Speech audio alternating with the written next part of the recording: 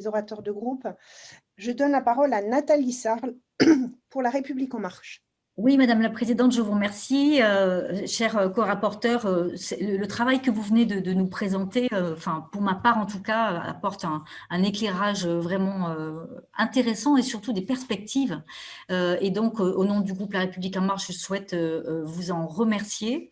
Vous l'avez montré finalement au cours de votre rapport. Il y a eu effectivement un espace un temps de sidération sur la crise sanitaire. Et puis, le port du masque est devenu obligatoire. Tout le monde, finalement, aujourd'hui, se promène avec son masque, mais crée également un déchet qui est soit un déchet d'acerie quand il est utilisé dans la sphère de soins, ou même quand une personne est infectée elle-même, soit un déchet finalement tout venant. Et c'est donc bien là la complexité, puisqu'on a du mal aujourd'hui à faire la part des choses entre les deux.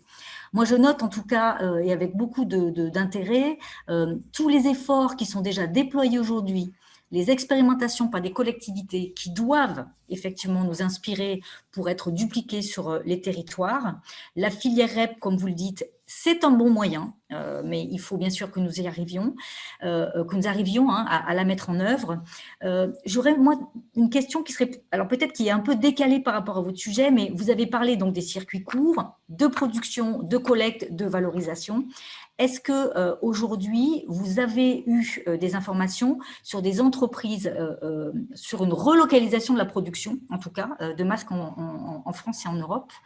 J'ai par exemple sur ma circonscription une entreprise qui fait des masques FFP2. Ne pourrait-on pas aujourd'hui demander ou également faire des appels à projets pour la relocalisation de ces masques jetables? Je vous remercie.